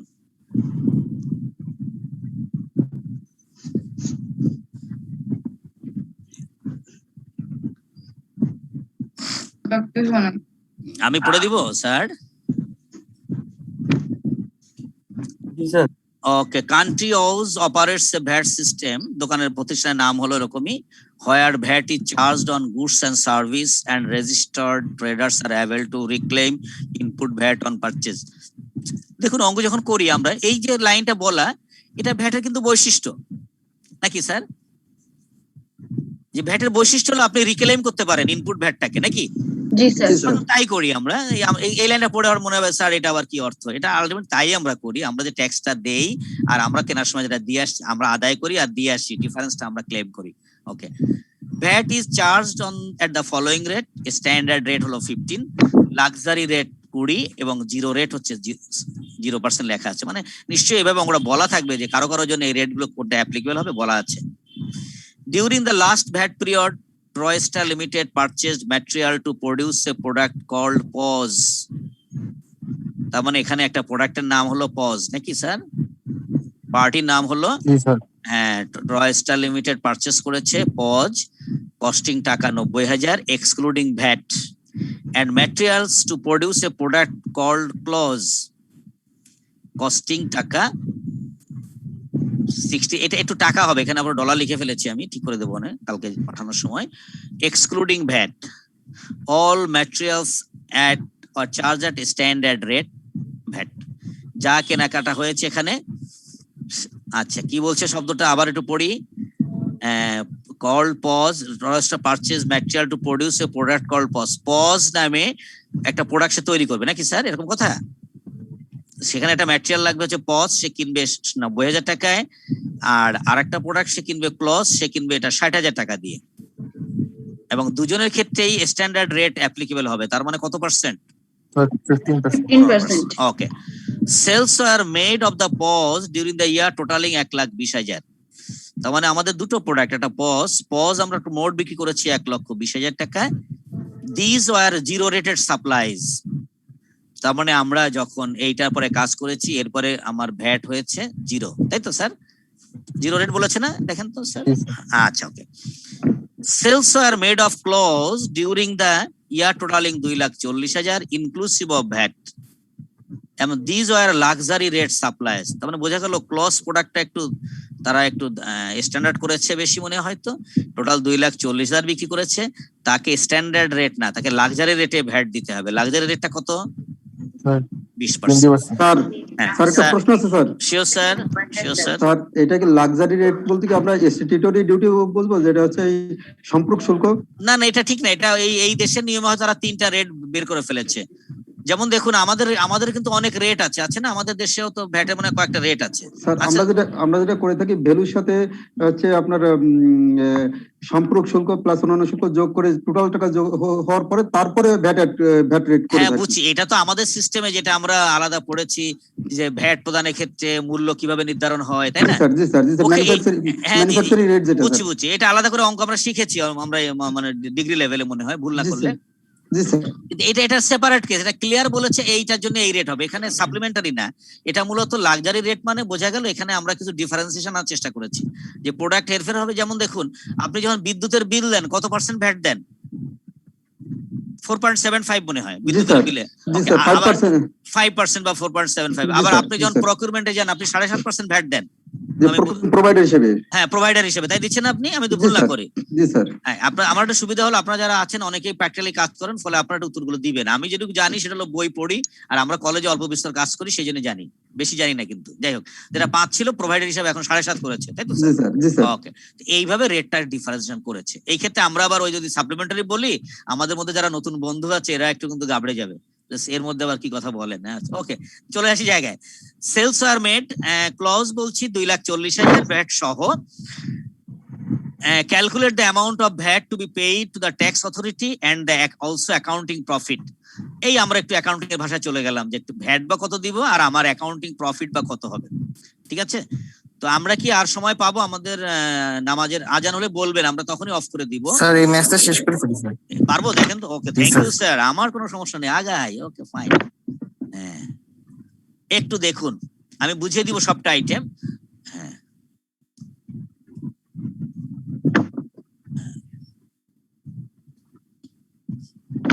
আপনি আউটপুট ভ্যাট আগে বের করি আমরা, ঠিক আছে? মানে আমরা দুইটা ভ্যাট ভাবছি, একটা ইনপুট ভ্যাট, আউটপুট ভ্যাট। আমি কত পার্সেন্টে আমার পজ যে বিক্রি করেছি বলা ছিল না 0% রেটে হচ্ছে আমার ভ্যাট। জি স্যার। একটু 0 দেখুন মেলে কিনা। সেলস অফ ক্লজ বিক্রি করেছি কত? 20% লাক্সারি 2,40,000, এবং ওটা ছিল বলা ছিল ইনক্লুসিভ ভ্যাট, তাহলে 120 টাকায় 20 টাকা, যেটা আমরা ইন্টারমিডিয়েট লিখতাম 115 টাকায় 15 টাকা। ঠিক আছে না স্যার? জি স্যার। ওকে, সেই হিসাব করলে 40,000। আমি যখন কিনে নিয়ে আসছি, আমি দুটো কেনার ক্ষেত্রে বলা ছিল আমরা কি রেট দিব? Standard rate 15% sir. তাহলে 19 15%, 60,000 15%, 22,500। তার মানে কি দাঁড়ালো বলেন তো? আমি বিক্রি করার সময় মোট দুটো মিলে কিন্তু 40 হয়, এখানে আপনি একটা লাইন দেখাতে পারেন, এখানে দেখিয়ে 40 করে এটা বাদ দিলে profit based on net net pay VAT payable হবে তাহলে 17,500। সমস্যা কিনা স্যার বলেন? মানে না স্যার সমস্যা নেই sir. Okay thank you sir. এবার আসেন, এবার একটু আমাকে কি বলছে, একটু লাভ লোকসান বের করতে বলেছে, দেখি ছোটবেলায় লাভ লোকসান পারি কিনা, কঠিন ভাবে ভাইবেন না, সংক্ষেপে নেন। Profit is based on net sales and purchase, কারণ আমরা মনে হয় জানি যে ভ্যাটের ক্ষেত্রে উই আর অনলি ক্যারিয়ার। ভ্যাট কি আপনি আপনার ইনকাম স্টেটমেন্টে প্লাস মাইনাস করেন নাকি কখনো? না স্যার। না স্যার। না, এই জন্য কিন্তু আমরা শব্দ ব্যবহার করেছি যে profit is based on net sales and purchase.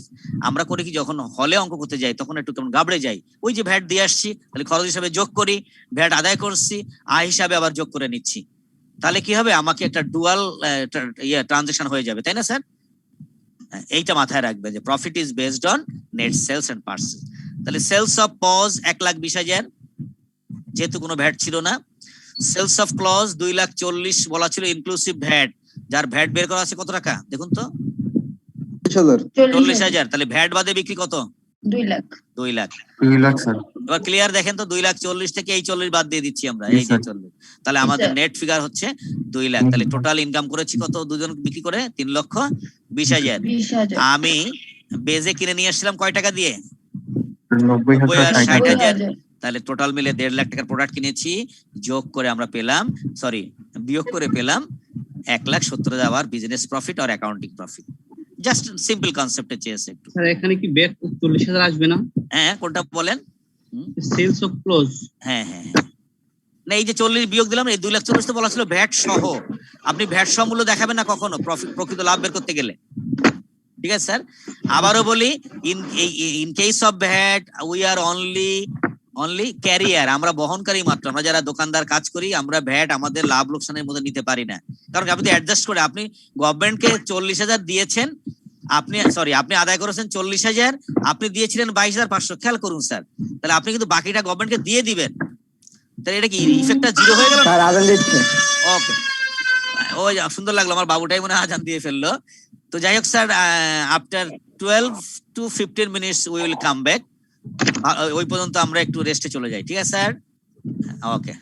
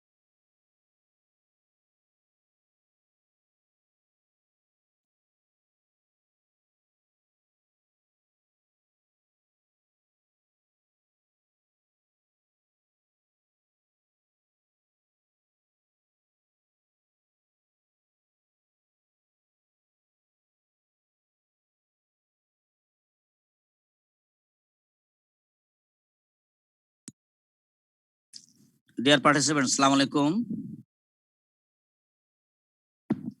ওয়ালাইকুম আসসালাম স্যার। জি জি, I am sure about our returning back. Yes sir. Thank you sir, thank you sir. আমরা তো আগাই, হ্যাঁ আমরা তো এই পর্যন্ত ছিলাম, আমরা দেখি একটু। ওকে, নেক্সট ওয়ান পড়েন একটু এখানে। Mathematical problem 2। হ্যাঁ, 2 এই নাম্বারিং কিছু না, আপনি এলোমেলো হতে পারে, এটা আমি যখন পরে পাঠাই আবার এটাকে একটু রিঅ্যারেঞ্জ করে দিতে পারি। মোটামুটি একটা অঙ্ক, এখন নাম্বার 2 বা 2-1 not necessary. Uttara Manufacturing Company has imported 1 million pieces of a product at C&F cost $5,000. তাহলে আমরা ইউএস থেকে মানে আমরা যেটা আনছি এখন প্রোডাক্টটাকে ইম্পোর্ট করছি $5,000। Applicable exchange rate $, equal to টাকা 80। এখন মানে এটাই চলে নাকি, একটু বেশি হেরফের আছে মনে হয় নাকি স্যার? 84 প্রায়। থ্যাংক ইউ স্যার, আমরা 80 দিয়ে করি নাকি? সমস্যা জি স্যার, সমস্যা নেই স্যার, ম্যাথমেটিক্যাল তো। জি জি, thank you sir. Applicable exchange rate আমরা $1 কে কনভার্ট যখন করব, ইট উইল টাকা 80। Insurance cost 1% of C&F। Taxes applicable at import stages are customs duty, যেটাকে আমরা সিডি বলি, at the rate of 50%, supplementary duty at the rate of 20%, handling charge 1%, landing charge 1%, value added tax 15%। আমার একটু আগে আমাদের এক participant বলেছিল এরকম যে কি কি যোগ হয়ে পরে আমরা কাজ শুরু করি, তাই তো? আচ্ছা, মানে এই নামগুলো কিন্তু আমরা পাবো। আচ্ছা, একটু শব্দ আসছে মনে হয় কারো, আপনারা যদি please mute your devices. Okay, value added tax VAT আছে 15%, অ্যাডভান্স ইনকাম ট্যাক্স AIT 3%। আবারও বলি, যারা প্র্যাকটিক্যালি কাজ করেন এই নামগুলোর সাথে পরিচিত হওয়ার কথা আমাদের প্রায় প্রত্যেকেই নাকি? Okay, determine the amount of each tax, the total import cost including all taxes and non tax cost. তার মানে আমরা যখন অঙ্ক করবো ইম্পোর্ট কস্টটাকে ধরবো ট্যাক্স এবং নন ট্যাক্স কস্ট হিসেবে, আমরা মূলত প্রত্যেক ট্যাক্সের পরিমাণটা বের করবো এখানে। ঠিক আছে স্যার, একটু দেখি আমরা। হ্যাঁ, কলম খাতা নিন, আপনারা একটু দেখেন। আমরা খুব সহজেই চিন্তা করেছি মনে হয়। ইনভয়েস ভ্যালু ছিল আমার $, 5,000। ভ্যালু এক্সচেঞ্জ টু টাকা ফ্রম ডলারের যখন নিয়েছি তখন এটা 4 লাখ হবে, sure? 5,000 into 80, 4 lakh. Insurance cost এইটার পরে 1% যদি হয় তাহলে আসবে হলো 4,000। CIF ভ্যালু, যেটা আমরা প্রিভিয়াস প্রবলেমে this CIF value was given, এটা আমরা কিন্তু বের করে নিয়েছি না স্যার? ওকে, 4,04,000। স্যার মিনিংটা জানি কি স্যার? সিআই ভ্যালুটা জানি কি? হ্যাঁ, cost insurance and freight. Okay, ঠিক আছে sir, cost insurance and freight, তাই তো স্যার? যারা কাজ করেন জানেন নিশ্চয়ই। এটা আমরা পেয়েছিও কোথাও, মানে এই নামগুলো যারা একটু কাস্টমস এর একটু মাঝে মাঝে নেটে ঢুকবেন, এখন যাদের যখন সময় পাবেন এই নামগুলো নিয়ে ঢুকবেন, দেখবেন ভালো লাগবে। এর সঙ্গে ল্যান্ডিং চার্জ আছে 1%, হ্যান্ডলিং চার্জ আছে এটাও 1%। আমার এক মনে হয় মুছে গেছে এখানে কোনো কারণে। অ্যাসেসেবল ভ্যালু হবে এটা যোগফল। কাস্টম ডিউটি এই যে আমরা অ্যাসেসেবল ভ্যালু হয়েছে। একটা কথা ছিল স্যার। ওকে স্যার, বলেন স্যার। ল্যান্ডিং চার্জটা স্যার 4,04,000 টাকার উপর কেন হবে? ল্যান্ডিং চার্জে ইন্স্যুরেন্স কস্ট কেন হবে? ইন্স্যুরেন্স কস্ট কেন হবে? আমরা একটু ব্যাকে যাবো কিনা, অঙ্কের একটা কন্ডিশন ছিল কিনা স্যার, একটু দেখি। The total import cost including all taxes and non-tax cost. Sir পেয়েছেন পয়েন্টটা? জি স্যার। মানে আপনি যে পার্সেন্টেজ করবেন সবসময়, ওই আপনার কিন্তু মাথায় ভালো কাজ করেছে স্যার, আমি কেন ইন্স্যুরেন্স নিলাম। ওই পয়েন্টটা না থাকলে আমরা ওটাকে এড়িয়ে যাওয়ার সুযোগ ছিল কিনা আমি জানি না। তবে CIF ভ্যালুর পরে কিন্তু আমাদের পার্সেন্টেজ গুলো হয়। যারা এখানে আছে, যে ছিলেন আমার সাথে, যারা কোন ফার্মে কাজ করেন বা প্রতিষ্ঠানে কাজ করেন, CIF ভ্যালুর পরে এই পার্সেন্টেজ গুলো হয় স্যার। ওকে, আগাচ্ছি স্যার। এটা অন্তত এটা ক্লিয়ার যে আমার কস্ট বলে দিয়েছে যে আমাদের all taxes including all tax and non tax cost. আমার প্রশ্ন উত্তর পেয়ে গেছে মানে আপনারটা, যে যেহেতু ইন্স্যুরেন্স নন ট্যাক্স কস্ট হলেও আমি তাকে পার্সেন্টেজ করার জন্য খরচ হিসাবে ধরে নেব। জি sir, thank you. Okay, custom duty বের করলাম, ভ্যালু ফর SD। তার মানে এইটাই মনে আমি আবারও বলছি, সে ভদ্রলোক কি কথা বলছেন না কেন, যে SD করার সময় এগুলো যোগ করে আসতে হয়। এবং আমরা যখন ট্যাক্স পড়েছি আমরা কিন্তু ওইভাবে একটা প্রশ্ন ছিল যে ভ্যাট নির্ণয়ের ক্ষেত্রে মূল্য কিভাবে নির্ধারিত হয়, how you determine the value of product for calculating supplementary duty. তাহলে এই ক্ষেত্রে কাস্টমস ডিউটি যোগ করলাম, এরপরে হচ্ছে পরপর চলতে থাকবে অ্যাড এসডি। এসডি হচ্ছে সংক্ষেপে যদি বলি আমরা, এসডি হলো সাপ্লিমেন্টারি ডিউটি 20% টোটাল ভ্যালু, এবং এই টোটাল ভ্যালুর পরে এই ভ্যাট এবং এআইটি হবে। আপনি কি এবার উত্তর পেয়েছেন? আপনি কিন্তু 2-3টা অঙ্ক আগে আমাকে বলেছিলেন যে স্যার ভ্যাটটা হবে হলো টোটাল ভ্যালুর পরে, তাই করলাম কিনা? জি স্যার, জি স্যার। Okay, thank you. মিলছে তো আপনাদের সাথে আমাদের? জি sir. Okay, thank you. Assessable value উপরে কেন হইছে? হ্যাঁ, কোনটা বলেন স্যার? এটা সিস্টেম। আচ্ছা, আপনাকে আমি হয়তো কেন উত্তর দিতে পারবো না। এটা হলো আমরা যখন ভ্যালু নির্ধারণ করি আমাদের একদম অর্ডিন্যান্সে এটা বলা আছে ক্লিয়ার করে, যেমন ভ্যাট নির্ণয় হবে, ভ্যাট যখন করা হবে অল ইনক্লুডিং অল আইটেম, সমস্ত আইটেম যোগ করার পরে গিয়ে ভ্যাটটা বের করা হবে, ট্যাক্সও তাই করা হবে।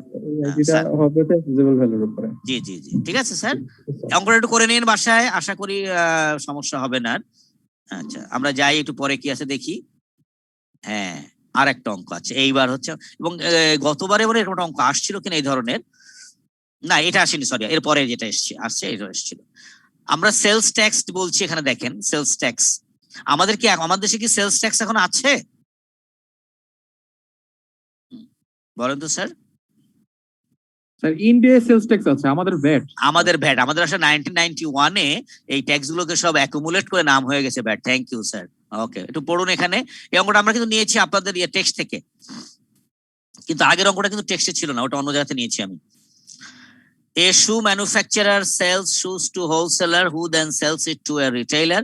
Finally, the retailer sells it to a final consumer. M sells W, W R sell. তার মানে এখানে 3টে স্তরে হিসাব হবে, এবং এখানে পার্থক্যটা হলো মানে সুবিধাটা হলো ভ্যাটের ক্ষেত্রে আপনাকে অ্যাডজাস্ট করার সুযোগ আছে, মাথায় রাখবেন শুধু, কিন্তু সেলস ট্যাক্সের ক্ষেত্রে কিন্তু কোনো অ্যাডজাস্টমেন্ট চলবে না। ঠিক আছে স্যার? যেটা ইন্ডিয়াতে এখন চালু করেছে, নাম দিয়েছে জিএসটি, দেখবেন গুডস অ্যান্ড সার্ভিস ট্যাক্স নামে, ওরা এই নামে এখন চালাচ্ছে। ওরা কিন্তু কখনো এটাকে অ্যাডজাস্ট করার সুযোগ দিচ্ছে না, সরাসরি বের করবেন। এটা পরীক্ষায় দিবেন, এটা জাস্ট আপনার জানার জন্য দিয়েছি। দেখেন, মানে যখনই সেলটাকে আপনি সংগঠিত করবেন, when sales are made, then you have to calculate with this rate. কত পার্সেন্ট দিয়েছে দেখেন তো স্যার? 10%।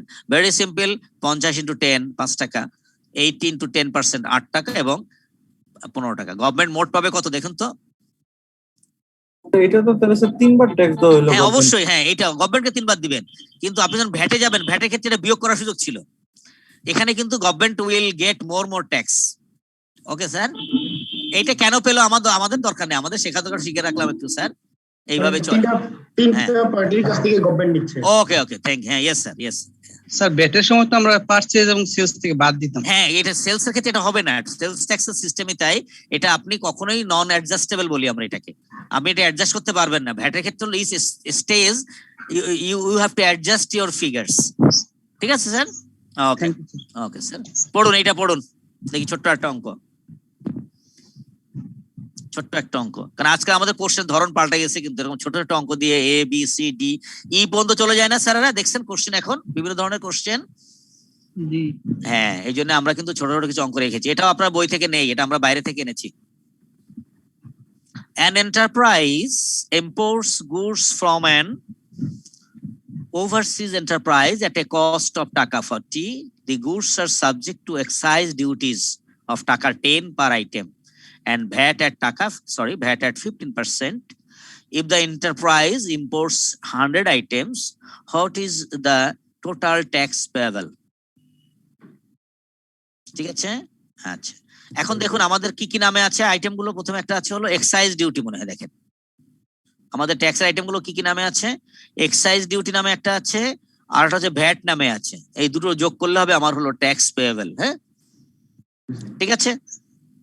এক্সাইজ ডিউটিও আগে পড়ে আসলাম যে এক্সাইজ ডিউটি হচ্ছে দেশের ভিতরে যেটা জি জি জি জি, goods are subject to excise duty. Yes, আপনি এনে তৈরি করছেন, এটা এনে goods are subject to excise duty 100 per item. হ্যাঁ, দেশে তো আপনি দেশে বা তৈরি করলে আপনি নাম দিবেন এক্সাইজ ডিউটি।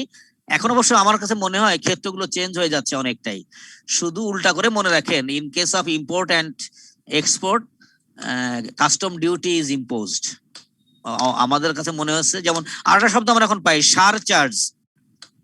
এই শব্দটা পেয়েছেন কখনো? যেমন আমরা যারা বেতন পাই অনেক সময় পদ্মা সেতুর জন্য আমরা সারচার্জ দিচ্ছি যখন যাচ্ছি আসছি। সারচার্জের বৈশিষ্ট্য কি বলেন তো, যদি বই পেয়ে থাকেন? সারচার্জটা নন রিকারিং, মানে ওই একবার হবে আর হবে না, কিন্তু এক্সাইজ ডিউটিটা রিকারিং কস্ট, আপনি বারবারে দিবেন আপনি, কিন্তু পদ্মা সেতুর কাজ যখন শেষ হয়ে যাবে তখন কিন্তু ওইটা আর ইম্পোজ করা যাবে না বা করবেন না সরকার। সাধারণ আমার যদি ভুল না করি ওটা পার্থক্য আছে, ঠিক আছে sir? Okay. Surcharge also is a tax. আসুন এবার দেখুন তাহলে এক্সাইজ ডিউটি কত আসবে, ক্লিয়ার বলেছে মনে হয়, পার আইটেমে 10 টাকা বলাই আছে, কোনো পার্সেন্টেজ না। তাহলে 100 আইটেম আমি এনেছি না, 100 আইটেম এনেছি, তাহলে মোট আমি সারচার্জ এক্সাইজ ডিউটি দিব হলো, সরি, 1000 টাকা। আচ্ছা, এবার আপনি এটা সহ দাম আসবে কত? ভ্যাট সবসময় মাথায় রাখবেন, আলটিমেট ফাইনাল ফিগারের পরে আসবে, হলো সহজ বুদ্ধি মনে রাখার জন্য। তাহলে আমি কিনেছি পার পিস 40 টাকা করে নাকি স্যার? 40, তাহলে আমি 40 করে 100টার দাম কত? 4000 টাকা। আর আমার হ্যাঁ এক্সাইজ ডিউটি দিয়েছি 1000 টাকা দিব, তাহলে টোটাল ভ্যালু পড়ে যাবে 5000 টাকা। ওকে, তার মানে VAT will be calculated based on this 5000 টাকা। Our VAT will be 15% of this 5750। Okay sir, তাহলে এক্সাইজ ডিউটি দিচ্ছি 1000 আর আমার ভ্যাট দিচ্ছি 750 টাকা। টোটাল ট্যাক্স গভর্নমেন্টকে পেয়েবল হয়ে যাবে আমার জন্য 1000 প্লাস 750 1750। দেখুন কোনো সমস্যা আছে কিনা। স্যার একটা কোশ্চেন ছিল। Sure sir. স্যার এক্সাইজ ডিউটিটা যদি ট্যাক্স পেয়েবলের ভিতরই পড়লো, তাহলে আমরা আবার পুনরায় ভ্যাট ক্যালকুলেশনে এক্সাইজ ডিউটিটা কেন নিলাম?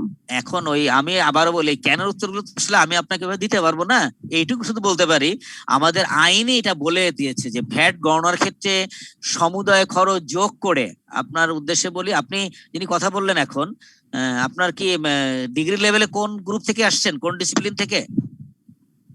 বিবিএ। বিবিএ। বিবিএ হলে আপনি বিবিএ কোথায় লেখাপড়া করেছেন sir? Sir Eden college.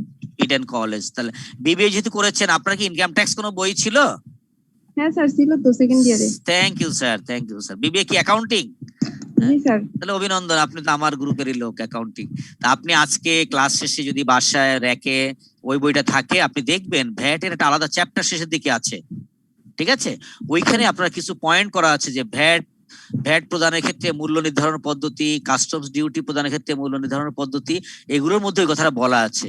VAT সবসময় আলটিমেট ফিগারের পরে হয়, ঠিক আছে স্যার? কারণ ও আমার প্রোডাক্টের দামটা বাড়িয়ে দিল, তো আমি এক্সাইজ ডিউটি তো ম্যানুফ্যাকচার লেভেলে দিয়ে আসছি, আমি 40 টাকায় কিনছি, আরো এক্সাইজ ডিউটি 1000 কাজে লাগিয়ে তোমার দাম পড়ে গেল 5000।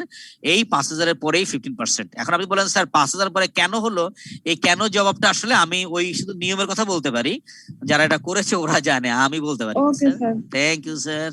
এটা আরো একটা সুন্দর ব্যাখ্যা আছে। শিওর শিওর, আমরা নিব, বলেন। এনবিআর এর আন্ডারে, এনবিআর ওয়েবসাইটে 17 পেজের একটা বাংলায় ব্যাখ্যা দেওয়া আছে। এখানে প্রত্যেক স্টেপ বাই স্টেপ ম্যানুফ্যাকচারিং বা ভ্যাট ক্যালকুলেশনের জি জি সুন্দর ওখানে ব্যাখ্যা দেওয়া আছে স্যার। ও আচ্ছা, থ্যাংক ইউ স্যার। তাহলে আমরা দেখে নেবো যারা একটু ওনার কথা শুনছেন মনে হয়। আসলে ওই যে বললাম, আপনি এনবিআর এর ওয়েবসাইটে ঢুকবেন, আপনি অনেক কিছু সবসময় অনলাইনে এখন চেষ্টা করবেন, আপনি দেখবেন সমৃদ্ধ হয়ে যাবেন। এখন স্টাডি ম্যাটেরিয়াল অনেক পাওয়া যায় ওখানে, তাই না স্যার? আচ্ছা, ওকে, থ্যাংক ইউ। আমরা আল্লাহ ধন্যবাদই দিয়ে বেরোয় যাচ্ছি কেন আজকে? আমাদের হাতে কি সময় আছে? আমরা মনে আজকে আসলে কি একটু ফাস্ট গিয়েছি, আমরা ওই অন্যদিনের তুলনায় চেষ্টা করেছি একটু হারি যেতে। জি, এবার আমরা আজকে গল্প করব, বলেন। We have another 6 or 7 minutes. আগের লেকচারে বাকি ছিল। ওকে, সময় পাইছি, আপনি তাহলে একটু বেরিয়ে গিয়ে আবার ঢুকি স্যার, ঠিক আছে স্যার? হ্যাঁ জি জি, দেখি একটু স্যার এই যে ভ্যাট আর ট্যাক্স এর মধ্যে যে মানে খুঁটিনাটি ব্যাপারগুলো কিছুক্ষণ আগে বলছেন, আমি যদি একদম মানে বেসিক থেকে জানতে চাই, তাহলে স্যার বাংলা কি ওয়ালিউল্লাহ স্যারের বইটা ভালো হবে? হ্যাঁ, ওয়ালিউল্লাহ স্যারের বইটাও ভালো, কমার্স পাবলিকেশনের বইটাও ভালো, তবে আমার কাছে ওয়ালিউল্লাহ স্যারের বইটা ভালো মনে হয়েছে, আমি নিজে একটু দেখেছি তো স্যার। ওকে, আমরা জানি কোনটায় ছিলাম ওখানে, 3 নম্বর লেকচারে, তাই তো স্যার? আচ্ছা, দেখছি আমরা ম্যাথমেটিক্যাল প্রবলেম 5 টা বাকি ছিল। আচ্ছা ঠিক আছে, আমরা দেখছি স্যার, আমরা বেরিয়ে গিয়ে আমি আবার ঢুকছি। স্যার আমার একটা কোশ্চেন ছিল। বলতে থাকুন, আমি একটু চেষ্টা করছি বেরিয়ে যাওয়ার জন্য, এরপরে আপনার প্রশ্ন উত্তর দিব। স্যার সারচার্জ ডিউটিটা কি নন রিকারিং বললেন? হ্যাঁ, না, সারচার্জ ডিউটি নন, মানে ওই প্রজেক্টটা যদি শেষ হয়ে যায় যখন, অর্থাৎ ওই কাজটা আর দ্বিতীয়বার হবে না, ওইটার জন্য ওই একবারই নেওয়া হবে। অর্থাৎ পদ্মা আমার ওই প্রজেক্টটা যখন শেষ হয়ে যাবে, মানে সারচার্জের বৈশিষ্ট্য বলেছে বাদ কেন একটা বার দুটো বাদ করোনা দিন দিকে চারটা আমরা মনে হয় কারো মিউট করছি। আবারও বলি সারচার্জের বৈশিষ্ট্য আমি পরের দিন আরো ক্লিয়ার করে বলবো আশা করি। আমার জানা মতে যেটা হলো সেইটা আপনার সারচার্জের বৈশিষ্ট্য হলো যে প্রজেক্ট বা যে খাতে আমরা টাকাটা নেই, খাতটা যখন আপনার ফাইনাল হয়ে যাবে ওইটা আর নতুন নেওয়া যাবে না। এই অর্থে আমি তাকে আমাদের যে মোবাইলে ইয়েটা কাটে। আচ্ছা আচ্ছা, ওরা কি বলে, ওরা কি সারচার্জ লেখে নাকি স্যার? জি স্যার, ওরা কি সারচার্জ লেখে? আচ্ছা আমি মোবাইলের মধ্যে সারচার্জ থাকে স্যার। থাকে না? আচ্ছা ঠিক আছে, আমি সারচার্জের ব্যাখ্যা একটু দেখবো না স্যার, আমার যেটা জানা ছিল হয়তো জানাটা এদিক ওদিক হতে পারে। এক্সাইজ ডিউটিটা কি রিকারিং বললেন? এক্সাইজ ডিউটি মূলত ম্যানুফ্যাকচারিং আইটেমের পরেই প্রযোজ্য হয় এক্সাইজ ডিউটি। ওটা ছিল আমার লেকচার 3, তাই না স্যার? হ্যাঁ, কোথায় হারিয়ে গেল, কোথায় হারিয়ে, আমি তো ভুল করছি গো, পেয়ে গেছি এখানে। এই 4 আমরা যে খাতে যেমন আছে সকালে খালি জানতে পারতাম এটা কি না আগে রাতে দিছি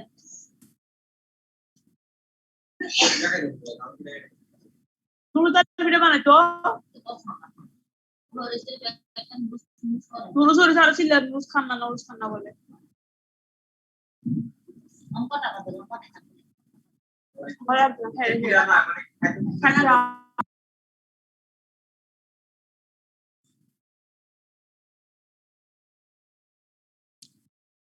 স্যার একটা অঙ্ক বাকি ছিল মনে হয়, তাই না স্যার? এখানে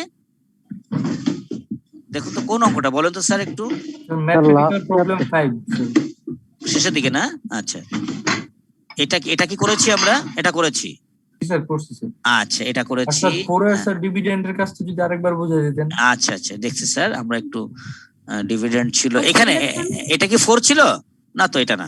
আচ্ছা আগে আমরা ওইটা যাই যেটা শেষ হয়নি, ওইটা আগে দেখি, পরে আমরা যাই। ডোনেশন গতদিন মানে আমরা এটা করেছিলাম। আমার একটা প্রশ্ন।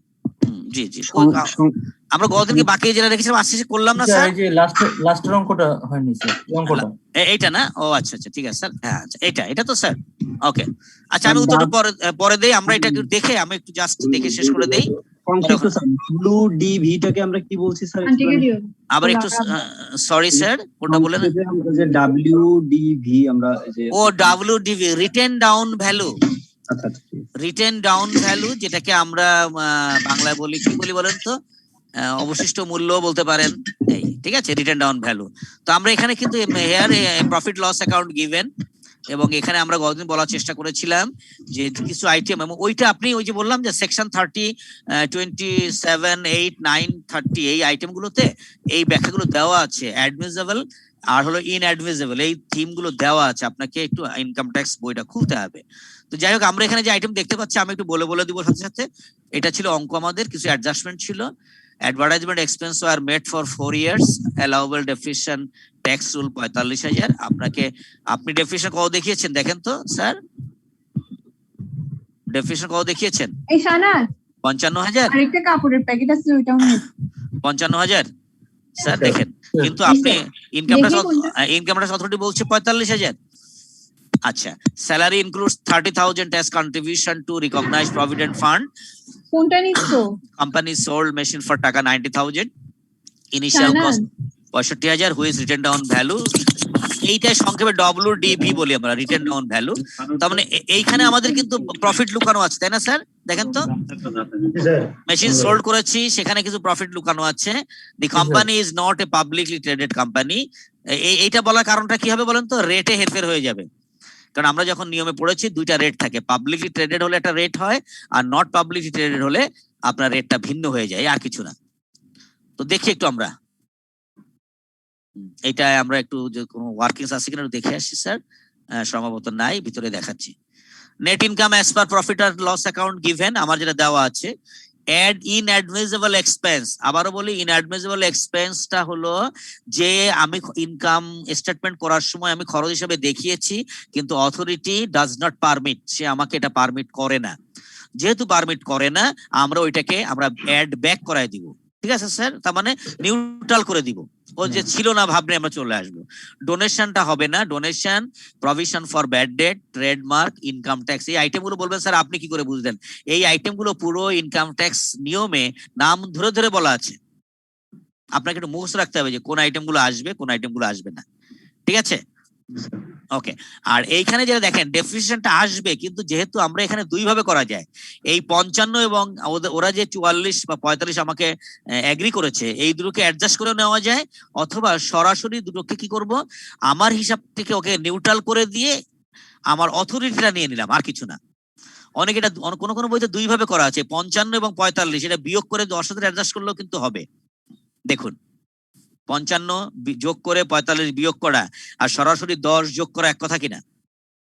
এখানে ডাইরেক্ট 10,000 দিলে হবে? হ্যাঁ ওটাও হবে, দুটো ডিফারেন্স। তবে এইটা হলে একদম ঝামেলাটা কম হয়, আগে আপনি নিউট্রাল করে ফেললাম, এরপরে অথরিটি পারমিশন যেটা করলো আমি সেটা নিয়ে নিলাম। Okay sir? Okay, thank you. Non business, এরপরে আমরা এটা হলো আমার পেয়ে গেছি, এরপরে নন বিজনেস ইনকাম গুলো নিয়ে আসছি। এটা কোথায় বলা আছে? ডিভিডেন্ড অঙ্কে সরাসরি বলা। Gain of sale of machine, এইটা কিন্তু আমাকে বের করতে হবে। কি করে বের করতে হবে দেখুন তো, বলুন এখানে কেমন কি লাভ হবে?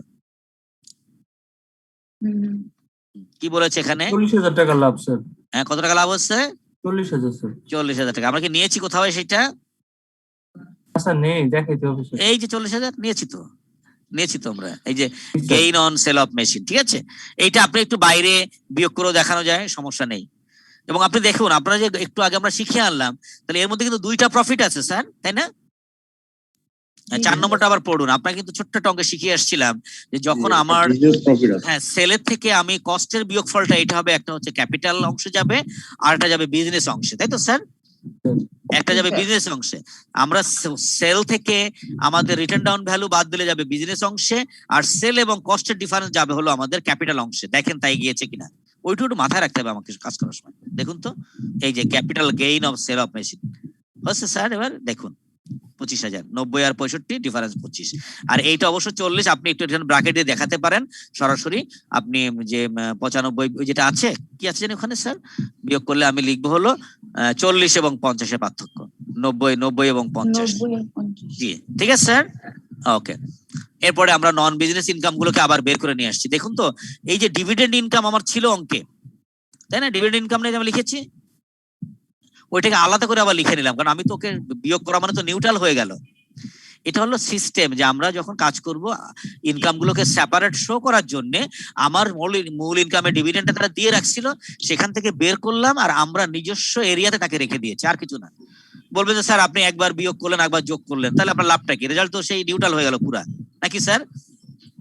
কিন্তু এটা হলো কি, আপনি কি একটা ক্লিয়ার ভিউ পাবেন, কারণ আমাদের ইনকাম স্টেটমেন্ট গুলো যখন আমরা শো করি বা স্টেটমেন্ট দেখাই, একটা বৈশিষ্ট্য আছে, easily understood by all or easily viewed by all, যেন সহজে দেখে বুঝতে পারে সবাই। Okay sir?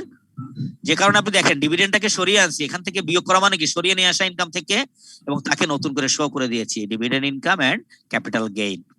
এবং আলাদা করার একটা কারণ আছে, কারণটা হলো company will pay its tax based on its separate income.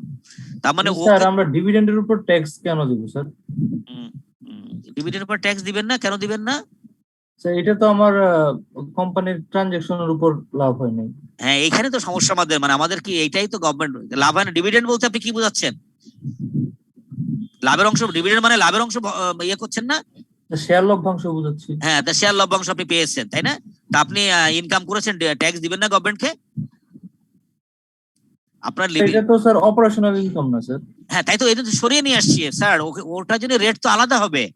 আপনার বিজনেসের এই যে রেটটা দিব এক রেটে দিব, আর আপনার এই যে ডিভিডেন্ড যে ইনকাম করে বসে আছেন এর জন্য কিন্তু আলাদা রেট দিতে হবে আপনাকে। আপনি এটা পর তো ট্যাক্স দিবেন,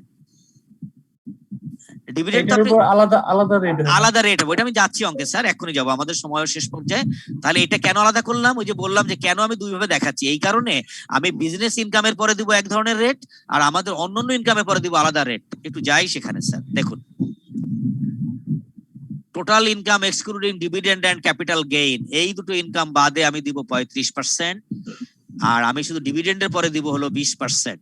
আর ক্যাপিটাল গেইনের পরে 15%, এই জন্য আলাদা করা হয়েছে। এবার এই পার্সেন্টেজ গুলো আমরা কই পেলাম স্যার? ও আচ্ছা, এইটা আপনাকে আমাকে মুখস্থ রাখতে হবে। ফিনান্স যে আমাদের ইয়েটা হয়, যখন বাজেট হয়, যদি বাজেটে চেঞ্জ না হয় তাহলে এক্সিস্টিং নিয়মটাই ফলো করব। এই রেট গুলো ইনকাম ট্যাক্স বইয়ের শুরুতে একবারে দেওয়া থাকে, ঠিক আছে স্যার? এগুলো একদম ডিরেক্ট, এই ডিরেক্ট, এটা আপনার আমার কোনো এখানে আপনি এখানে কোনো রকম চেঞ্জ করতে পারবো না। এটা ওলিউল্লাহ স্যারের বইতে আছে। ওকে, থ্যাংক ইউ স্যার, ওলিউল্লাহ স্যারের বইতে আছে। তাহলে আমরা মনে হয় যে অঙ্কটা বাকি রেখেছিলাম সেটা একটু টেনে দিলাম। এই রেট গুলো প্রতি বছর চেঞ্জ হয় না? প্রতি বছর চেঞ্জ হয় না, মাঝে মাঝে চেঞ্জ হয়, তখন অ্যামেন্ডমেন্ট হয়, তখন ওইটা কিন্তু আমরা, এবং এই জন্য আমরা যেদিনকে বাজেট পেশ হবে আমরা একটু টিভির সামনে বসে থাকবো, কারণ সামনে জুন মাস চলে আসতেছে, যেহেতু আপনারা যখন পরীক্ষা দিবেন অনেক সময় এটা হয় ওই বাজেট থেকে কোশ্চেন পেয়ে যাই আমরা।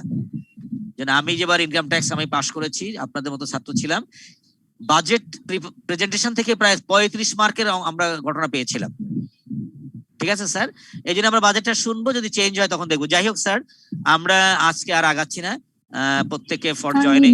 রেটটা কি লেটেস্ট যেটা সেটাই আমাদের অনুসরণ করতে হবে? জি জি জি, লেটেস্টটাই ভালো। আর আগেরটা করলে যিনি এক্সামিনার থাকবে তিনি বুঝবেন যে আমার পার্টিসিপেন্টটা বোঝে, হয়তো তার ফিগারটা কম বেশি হয়েছে, আপনার মার্কে সমস্যা হবে না। হ্যাঁ বলেন স্যার। একটা কোশ্চেন ছিল স্যার। শিওর শিওর, অল্প সময় করবেন আমরা।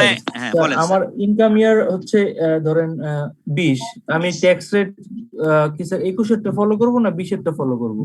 আপনি যে ইয়ারে ট্যাক্স দিবেন সেই ইয়ারে রেট ফলো করবেন, যে ইনকাম করছেন ওই ইয়ারে না, যে ইয়ারে আমি ট্যাক্স দিব, বুঝছেন না? অ্যাসেসমেন্ট কখন করবেন, যখন দিব সেই সময় রেটটা ফলো করব। Okay sir, for joining my class, I am thankful to all. আল্লাহ হাফেজ। Thank you sir. জি জি, ওকে, আসসালামু আলাইকুম।